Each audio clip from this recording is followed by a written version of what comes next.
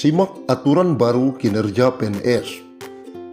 Berlaku mulai 1 Juli 2021. Pemerintah menerapkan aturan baru terkait sasaran kinerja pegawai atau SKP berdasarkan Peraturan Menteri Pan-RB Nomor 8 Tahun 2021 tentang Sistem Manajemen Kinerja PNS mulai 1 Juli 2021. Direktorat Jenderal Kinerja ASN BKN sudah menggelar bimbingan teknis penerapan sistem informasi e-kinerja terintegrasi pada tanggal 27 sampai 29 April 2021 lalu di Double Tree Hotel, Jakarta terkait implementasi aturan baru itu. Deputi Bidang Pembinaan Manajemen Kepegawaian atau PMK BKN Haryomo Dwi Putranto menegaskan, per 1 Juli 2021 ketentuan penyusunan SKP berdasarkan Peraturan Menteri Pan-RB tersebut sudah harus diterapkan.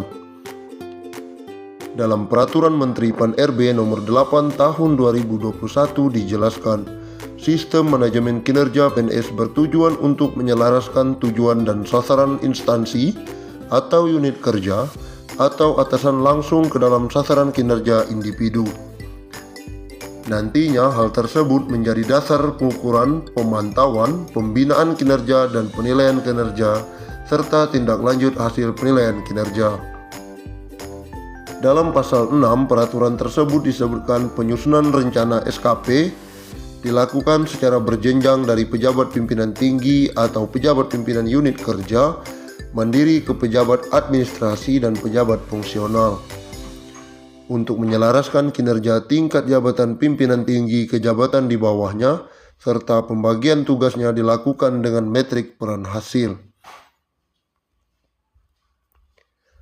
Analis Kepegawaian Madya BKN Samsul Hidayat mengatakan penyusunan SKP dilakukan dengan dua metode, yaitu dasar atau instansi atau pengembangan sampai tahun 2023.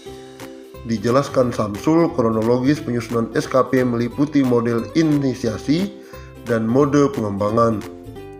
Untuk SKP jabatan pimpinan tinggi, mode inisiasi diawali dengan penyusunan rencana SKP, review SKP, dan penetapan SKP. Sedangkan untuk penyusunan SKP jabatan pimpinan tinggi, model pengembangan dilakukan dengan menambahkan perspektif penerima layanan, stakeholder, proses bisnis, dan anggaran.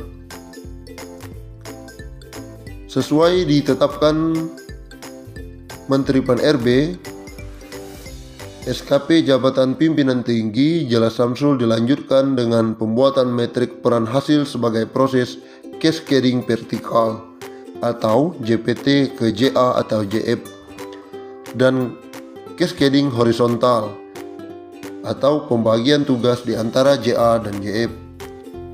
Dari metrik peran hasil dijadikan dasar penyusunan SKP jabatan administrasi dan jabatan fungsional dengan mode inisiasi, ungkapnya dalam keterangan tertulis.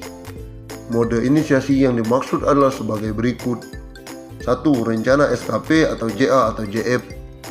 2. Verifikasi keterkaitan dengan angka kredit khusus JF. 3.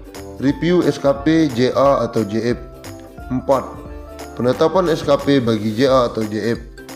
Sedangkan untuk model pengembangan ditambah kategori penilaian pada target, yaitu kurang atau jauh di bawah target dan cukup sedikit di bawah target bebernya.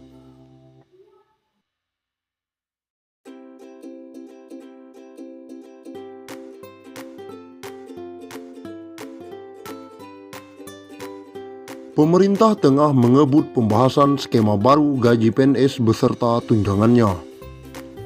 Dalam skema tersebut akan ada kenaikan tunjangan cukup besar. Hal yang sama juga berlaku untuk ASN lainnya, baik TNI maupun Polri.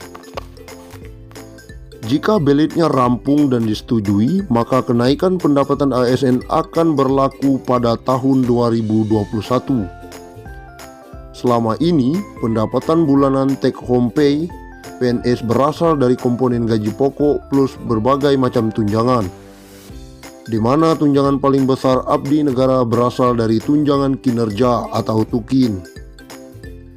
Menteri Pendayagunaan Aparatur Negara dan Reformasi Birokrasi, Menpan RB Cahyokumolo mengatakan, dengan skema kenaikan tunjangan pegawai ASN golongan paling rendah bisa mendapatkan gaji take home pay minimal antara 9 juta rupiah hingga 10 juta per bulan.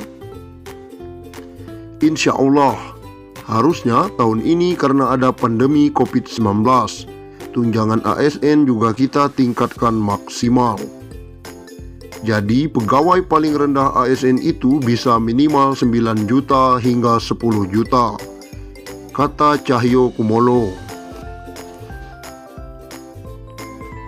Cahyo mengatakan, kenaikan tunjangan ASN baik PNS maupun anggota TNI dan Polri ini tidak diikuti oleh kenaikan gaji pokok.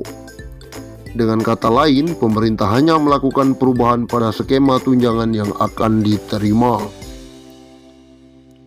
Selama ini, tunjangan terbesar ASN baik PNS maupun TNI Polri berasal dari tunjangan kinerja atau TUKIN. Sebab skema yang diberikan pemerintah berupa kenaikan dana pensiun. Menurut Cahyo, kenaikan dana pensiun tersebut sudah dihitung oleh pihak Kemenpan RB dan PT Taspen Persero atau dana tabungan dan asuransi pegawai negeri sipil. Ini saya kira tugas kami di Kemenpan RB dan Ibu Menteri Keuangan Sri Mulyani bahwa memang gaji pokok tidak mungkin naik karena menyangkut pensiun, ujar Cahyo. Tapi kami dengan mitra kami, Taspen sudah menghitung dengan baik. Ada subsidi pensiun yang akan ditingkatkan, kata Cahyo.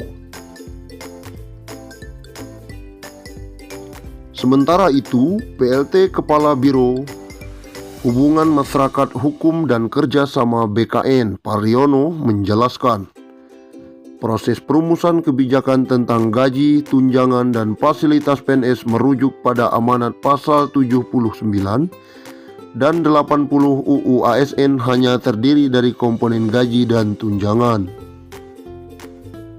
Formula gaji PNS yang baru akan ditentukan berdasarkan beban kerja, tanggung jawab, dan risiko pekerjaan. Implementasi formula gaji PNS ini nantinya dilakukan secara bertahap. Sementara formula tunjangan PNS meliputi tunjangan kinerja dan tunjangan kemahalan. Rumusan tunjangan kinerja didasarkan pada capaian kinerja masing-masing PNS. Sedangkan rumusan tunjangan kemahalan didasarkan pada indeks harga yang berlaku di daerah masing-masing.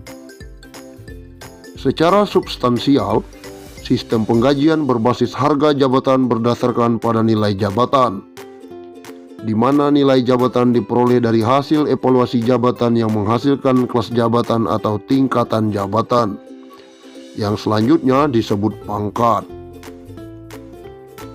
Pariono mengatakan pengaturan tentang pangkat PNS saat ini masih terkait dengan PP nomor 7 tahun 1977